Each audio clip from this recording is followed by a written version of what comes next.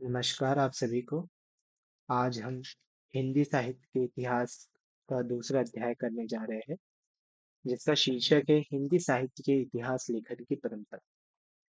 मतलब जो हिंदी साहित्य है, जो हमारा जब से हिंदी बनी है तब से हिंदी में जो साहित्य लिखा जा रहा है, उसका इतिहास कैसे लिखा गया, क्योंकि यह एक इतिहास है। तो इसे एक इतिहासकार की नजर से लिखा गया, भाषा वैज्ञानिक की नजर से लिखा गया, या फिर एक दार्शनिक और साहित्य इतिहासकार के तर्ज पर लिखा गया। हिंदी साहित्य के इतिहास लेखन की एक सुदीर्घ परंपरा है। विद्वानों में सहमति है कि इस परंपरा का टर्निंग पॉइंट आचार्य शुक्ल का साहित्य इतिहास लेखन में आना है।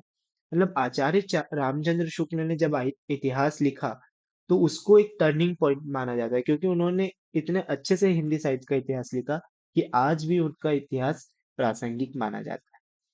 अतः इस संपूर्ण परंपरा को आचार्य शुक्ल पूर्व, शुक्ल युगीन तथा शुक्लोत्तर कालखंड में बांटकर देखा जा सकता है। अर्थात जो हिंदी साहित्य का इतिहास है, एक तो आचार्य रामचंद्र शुक्ल के पहले किसने लिखा, कैसे लिखा, फिर आचार्य रामचंद्र शुक्ल के युग में जब वो जिंदा थे, जब वो जीवित थे, तो उनके युग में कैसे इतिहास लेखन परंपरा हुई, और उसके बाद शुक्लोत्तर, मतलब आचार्य रामचंद्र शुक्ल के बाद के कालखंडों में इतिहास को कैसा लिखा गया, ये हम पढ़ेंगे। तो सबसे पहले हम देखते हैं आचार्य शुक्ल पूर्व साहित्य इतिहास लेखन। आचार्य शुक्ल के पहले जो इतिहास लिखे गए, वो कैसे लिखे गए। तो दो प्रकार के साहित्य इतिहास परंपरा हमें दिखलाई देती है। एक है औपचारिक तथा दूसरी है अनौपचारिक। अनौपचारिक ग्रंथ वो है जो इतिहास लेखन की दृष्टिकोण से नहीं लिखे गए, लेकिन जिनमें रचनाकारों के जीवन कृत के संकलन की प्रवृत्ति दिखाई पड़ती है। मतलब ये ऐसा नहीं कि हम हिंदी साहित्य के इतिहास को लिख रहे हैं, हम एक जनरल बुक लिख रहे हैं, लेकिन उसमें कई कवियों के साहित्य के बारे में चर्चा की गई, तो वो एक प्रकार का अनौपचारिक साहित्य इतिहास ही है। भले ही साहित्य इतिहास के नाम से नहीं लिखा गया हो, लेकिन वो एक प्रकार का साहित्य इतिहास ही है। और औपचारिक परंपरा तब शुरू हुई 19वीं शताब्दी में, जब कुछ इतिहासकारों ने पहली बार हिंदी का इतिहास लिखने की सजग कोशिश की। अब हम आते हैं औपचारिक इतिहास, अनौपचारिक इतिहास लेखन।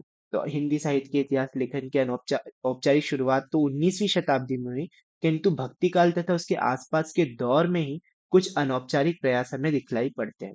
ऐसे प्रमुख प्रयास है जैसे किताब भक्तामाल, कालिदास हजारा, कविमाला, 84 वैष्णवन की वार्ता, 252 वैष्णवन की वार्ता आदि। एक दृष्टि से सिख धर्म के धार्मिक ग्रंथ आदि ग्रंथ को भी इस वर्ग में शामिल किया जा सकता है, क्योंकि इनमें अनेकों अनेक कवियों की रचनाओं के बारे में, उनके साहित्य के बारे में लिखा गया है। लेकिन चूंकि ये एक साहित्य इतिहास के नाम पर नहीं लिखा गया, इसलिए अनौपचारिक कहलाता है। तो आइए हम देखते हैं कि कौन कौन से अनौपचारिक भारतीय हिंदी साहित्य इतिहास लेखन की किताबें हैं। पहला है भक्तमाल। ये रचना नाभादास द्वारा रचित है, और यह हिंदी साहित्य इतिहास का महत्वपूर्ण स्रोत ग्रंथ है। इस ग्रंथ में लगभग 200 भक्तों के जीवन परिचय एवं उनकी कृतियों का उल्लेख है। इन भक्तों में रामानुज, श्री विष्णु स्वामी, माधवाचार्य, गोस्वामी तुलसीदास, सूरदास, अंगद देव, शंकराचार्य, सूरदास, नंददास, मीरा, रैदास, कबीर, पीपा, धन्ना आदि प्रमुख है। इस ग्रंथ के भक्तों के साथ साथ सिद्ध नाथों की वाणी का भी संकलन किया गया है। तो जो सिद्ध साहित्य और नादी नाथ साहित्य हम हिंदी साहित्य के आदिकाल में पढ़ते हैं, तथा भक्ति काल में जो रचनाएं हुई, उन भक्तों के बारे में इस किताब में लिखा है। कम से कम 200 भक्त के बारे में 214 छंदों में ये लिखा गया है। भक्तमाल के उपलब्ध संस्करण में उपलब्ध छंदों की संख्या 214 है, और लगभग 200 भक्तों के जीवन चरित्र इसमें वर्णित है।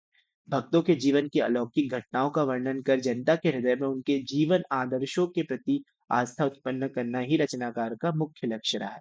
ऐसा माना जाता है कि हिंदी में जीवन चरित्र लेखन की परंपरा का सूत्रपात भक्तमाल से ही हुआ। मतलब भक्तमाल ही वो कविता थी जिसके माध्यम से पहली बार साहित्य इतिहास को हम देख सकते हैं अनौपचारिक रूप से लिखा गया। इस ग्रंथ में नाभादास की काव्य संबंधी धारणाएं भी रेखांकित है। सारांशतः यह कहा जा सकता है कि हिंदी साहित्य के स्रोतों में यह एक ऐसा स्रोत ग्रंथ है जिसके आधार पर मध्यकाल को नए संदर्भों में आलोकित किया जा सकता है।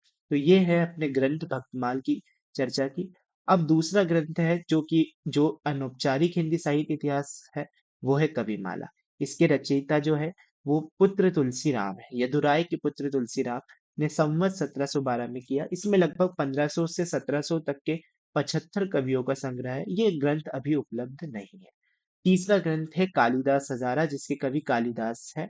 एक महत्वपूर्ण वृत्त संग्रह है जिसका व्यापक उपयोग परवर्ती संकलनकर्ताओं ने किया। इस कवि कालिदास हजारा की जो किताब है उसमें महत्वपूर्ण तरीके से लगभग 212 कवियों के हजार छंद संकलित है, और बाद के जो इतिहासकार है उनका एक स्रोत आधार कालिदास हजारा किताब है।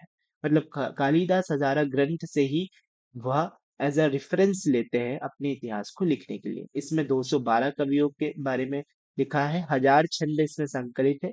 यह 1480 से लेके 1775 तक लिखा गया है। यह शिव सिंह सरोज का आधार ग्रंथ तथा कवि परिचय का प्रेरक ग्रंथ है। जो एक कवि है सिंह शिव सिंह सरोज, उन्होंने भी जो साहित्य इतिहास लिखा उसका आधार ग्रंथ, मतलब जिस बुक को उन्होंने रेफरेंस माना, वह कालिदास हजारा ही है। सरोज के 85 कवियों का परिचय तथा विवरण सर्वप्रथम कालिदास हजारा से ही उद्धृत है। स्वयं सिंह सेगन ने भी स्वीकार किया है कि उन्हें सरोज की रचना में कालिदास हजारा से बड़ी सहायता मिली। आदि ग्रंथ जो है वो गुरु अर्जुन देव ने 1604 ईस्वी में संपादित किया था, और इसमें मध्यकाल के कई कवियों के बारे में लिखा गया है। इसमें भक्तों की वाणी को संग्रहित करने का प्रथम प्रयास किया गया है। कबीर दास की प्रामाणिक वाणी का स्रोत यही ग्रंथ है। इसमें धन्ना सेन, परमानंद, भीखन, रामदास, बाबा सुंदर, गुरु नानक देव, गुरु अंगद, गुरु अमरदास, गुरु रामदास, गुरु अर्जुन देव तथा गुरु तेग बहादुर की वाणी आदि संकलित है। आदि ग्रंथ की बात हमने यहाँ पर की। अभी तक जो हमने ग्रंथ देखे ये अनौपचारिक ग्रंथ थे, अर्थात इतिहास साहित्य इतिहास लेखन के नाम से ये ग्रंथ नहीं लिखे गए थे। इनका लक्ष्य और इनका औचित्य कुछ और था। लेकिन जिस प्रकार से इसमें भक्तों की और कवियों की रचनाओं तथा रचनाकारों के बारे में विवरण मिलता है, यह अनौपचारिक साहित्य इतिहास कहलाता है। अब हम देखते हैं औपचारिक साहित्य इतिहास, जो कि लिखा गया है आचार्य रामचंद्र शुक्ल से पहले। पहला प्रयास गारसा दासी ने किया है। औपचारिक इतिहास लेखन 1839 ईस्वी में हुआ शुरू, जब फ्रेंच विद्वान गारसा दत्तासी ने फ्रेंच भाषा में अपनी पुस्तक इस्तवार द ला लिटेट्यूर इंडो हिंदुस्तानी लिखी। इस किताब में उन्होंने पहली बार कवियों, उनके कालों तथा रचनाओं का व्यवस्थित वर्णन किया, किंतु इनकी प्रस्तुति काल क्रम के अनुसार नहीं है, वर्ण क्रम के अनुसार की है। इसलिए यह इतिहास कम, तथ्यों का कोश अधिक है। मतलब इसमें कालों के आधार पर कवियों की रचना नहीं की, जैसे आदिकाल में ये कवि है, भक्ति काल में ये कवि है, रीति काल में ये कवि है, आधुनिक काल में ये कवि नहीं। काल के आधार पर ना होते होकर ये जो रचनाएं उन्होंने की है वो वर्ण क्रम के अनुसार की है। जो लेखकों के नाम है, जैसे डिक्शनरी में वर्ण के क्रम के अनुसार लिखा जाता है, वैसे ही उन्होंने भी वर्ण के क्रम के अनुसार इसमें कवियों की और लेखकों की रचनाओं का व्यवस्थित वर्णन किया है। लेकिन यह इतिहास कम, तथ्यों का कोश अधिक लगता है। इस ग्रंथ की प्रमुख विशेषताएं निम्नलिखित है। जो सादर तासी ने लिखी है उसकी रचना की विशेषता ये है, इस ग्रंथ में पहली बार हिंदी और उर्दू के कवियों के जीवन चरित्र, जाति, निवास स्थान तथा उनकी रचनाओं का अनुसंधान करने का प्रशंसनीय प्रयास किया है। इस ग्रंथ में तासी ने 3224, जो कि एक बहुत बड़ा नंबर है, इतने कवियों और लेखकों का विवरण दिया है। उन्होंने यथासंभव रचनाकारों एवं रचनाओं के काल का भी वर्णन किया है, लेकिन प्रस्तुति काल क्रमानुसार न होकर वर्ण क्रमानुसार है।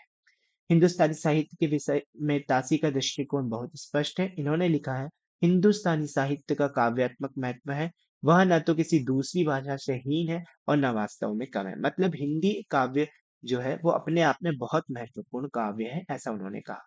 तासी के साहित्य इतिहास में कुछ ऐसी सूचनाएं मिलती है जो आज भी महत्वपूर्ण है। जैसे तासी के लेखन काल में ये सूचनाएं मौलिक और नवीन थी, जैसे ज्ञान दीपक, समय विनोद, सुंदरी तिलक, आदि पत्रों, पृथ्वीराज रासो रचना तथा अमरदास, दादू नानक, राजा लक्ष्मण सिंह, मुंशी शिव प्रसाद जैसे रचनाकारों के बारे में प्रदत्त सूचनाएं हमें यहाँ से प्राप्त होती है। भाषा के संदर्भ में तासी का मत है कि हिंदुस्तानी वास्तव में भारत की सबसे अधिक अभिव्यंजना शक्ति संपन्न और सबसे अधिक शिष्ट प्रचलित भाषा है। हिंदुस्तानी भाषा को उन्होंने सबसे ज्यादा अभिव्यंजना शक्ति संपन्न माना। अभिव्यंजना शक्ति संपन्न मतलब जब बात किसी और ढंग से कही जाती है और उसके पीछे अर्थ कुछ और रहता है, इस शक्ति को हम अभिव्यंजना शक्ति कहते हैं। और सबसे प्रतिष्ठित भाषा को यहाँ माना गया। हिंदुस्तानी वास्तव में भारत की सबसे अधिक अभिव्यंजना शक्ति संपन्न और सबसे अधिक शिष्ट प्रचलित भाषा है।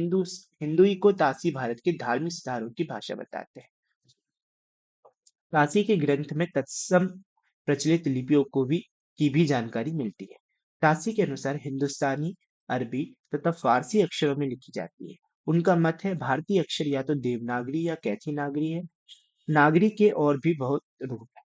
काशी ने अपने ग्रंथ में साहित्य को व्यापक अर्थ में ग्रहण किया। एक संग्रह ग्रंथ होने के कारण इसमें साहित्यिक रचनाओं के साथ साथ संगीत, इतिहास, दर्शन, चिकित्सा शास्त्र, गणित, विज्ञान संबंधी ग्रंथों की भी जानकारी दी गई है। लेकिन कुछ सीमाएं भी है। जो गार जो गारसा दत्तासी ने जो इतिहास लिखा है भारतीय साहित्य का, उसकी कुछ विशेषताएं जो अभी हमने चर्चा की। अब कुछ सीमाएं उसकी चर्चा करते हैं। तासी के साहित्य इतिहास लेखन की कुछ सीमाएं हैं जो निम्नलिखित है। गारसा द तासी हिंदुस्तान हिंदुस्तानी भाषा, धर्म और जाति संबंधी धारणाएं अंग्रेजी साम्राज्यवादी नीति के अनुकूल है।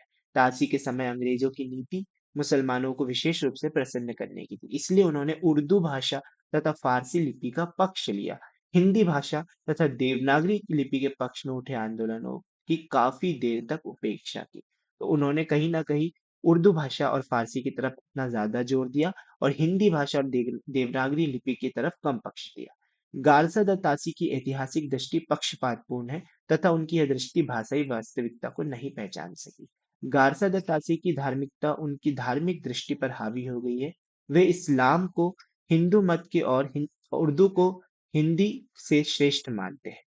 तासी ने लेखकों का बंटवारा भी हिंदू और मुसलमान आधारों पर ही किया है।